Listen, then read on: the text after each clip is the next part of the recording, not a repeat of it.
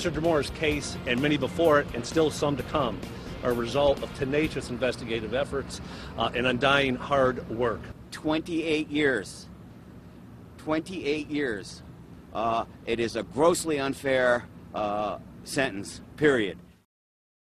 But that is the sentence. Former Cuyahoga County Commissioner Jimmy Dimora will spend the next 28 years in prison for his convictions on conspiracy, racketeering, bribery, and more. Thanks for joining us tonight. I'm Lee Jordan. And I'm Danita Harris. Dimora's sentence today ended a nearly 2-year legal battle that began when FBI agents arrived at his home in Independence in September of 2010. But the 57-year-old had been a target of the FBI's corruption probe after his county offices were raided by federal agents in 2008. We have live team coverage with Chief Investigator Ron Regan, who has been covering the corruption probe from the very beginning, Investigator Sarah Buttison, who has her eyes inside the federal courtroom, and Tracy Carlis spoke to people outside the courtroom after the sentence was handed down.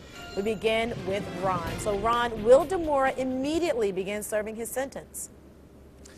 Well, there's going to be some discussion about where he actually winds up. Tonight he has been taken back to the federal prison outside of Youngstown, but there's some speculation he could be on his way to North Carolina because that prison, according to his defense attorneys, might be better prepared to deal with his health issues. But earlier today, Judge Sarah Leoy found that Dimora, in fact, created a criminal culture that demanded and accepted things of value, things like lavish trips to Las Vegas and all those lavish home repairs, all in exchange for doing county business. And as you look at some of the video that the FBI took in Las Vegas and the images of his home, I remind you that throughout the case, the trial began in January and the verdict in March, Dimora's defense attorneys argued that really Mr. Dimora was nothing more than a minor player in this criminal conspiracy, and that he never traded county contracts for jobs or for money or for cash. But federal judge Sarah Leoy disagreed strongly with that and said that in fact he was the leader of the criminal conspiracy. Later, after the sentence was handed down, Assistant U.S. Attorney Ann Rowland said this was not a day for celebration.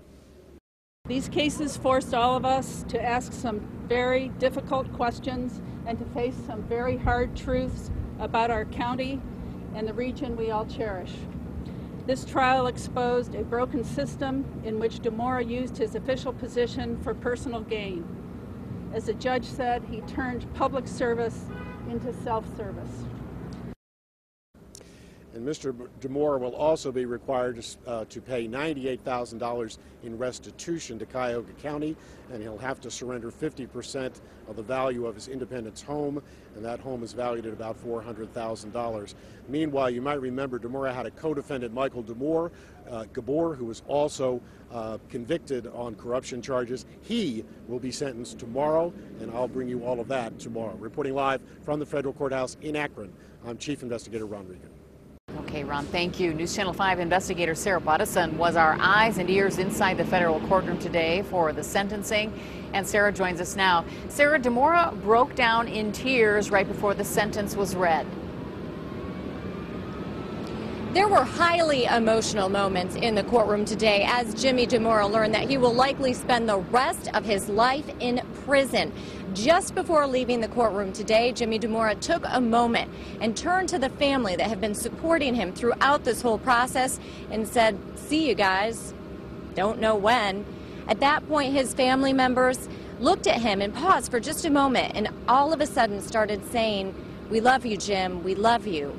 It was definitely the most emotional moment of the last 2 days, and during that moment, Dimora's wife Lori cried, and she did during several other moments during the trial as she listened to her husband's testimony. At one point, he even said about her, "I love my wife." He broke down, she broke down. Again, another emotional moment. Dimora also remained very defiant.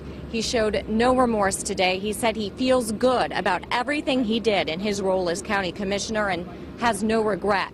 His attorney, William Whitaker, told reporters that Dimora's sentence is unfair. Mr. Dimora was very true and very accurate in what he said to the court.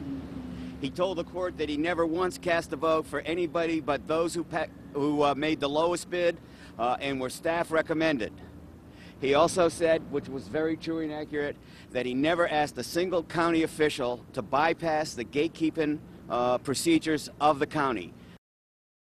Dimora continued to be defiant after learning his sentence. On his way out of the courtroom, he stopped, looked at prosecutors, and said, "Hope you're happy."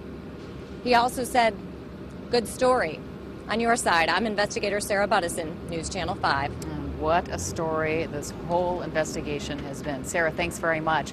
The sentence the judge handed down was definitely a win for federal investigators who've handled this corruption case from the beginning. News Channel 5's Tracy Carlos wraps up our team coverage. And Tracy, today's developments is 5 years in the making. Absolutely, and the message today is that hard work has paid off. Investigators from several agencies have worked years on this case. And today, the FBI and the IRS are among the agencies to react to the sentencing of Jimmy Dimora. 4 years after their investigation began, another chapter in this case is closed. Law enforcement officials say they hope that this case sends a strong message that this kind of behavior from public officials will not be tolerated. When a public official elects to betray the public's trust for personal gain, the very core of how and why our system of government operates is immediately and negatively impacted. It is unacceptable for Mr. Dimora or any public official to help themselves to the people's money and violate their trust. An FBI special agent in charge of the Cleveland office, Stephen Anthony, also said that although this is an unfortunate chapter in Cuyahoga County's history, some positive has come out of it. One example he gave was that now there is an office for Cuyahoga County workers to report any kind of alleged wrongdoing. Reporting live in Akron, Tracy Carlos, News Channel 5.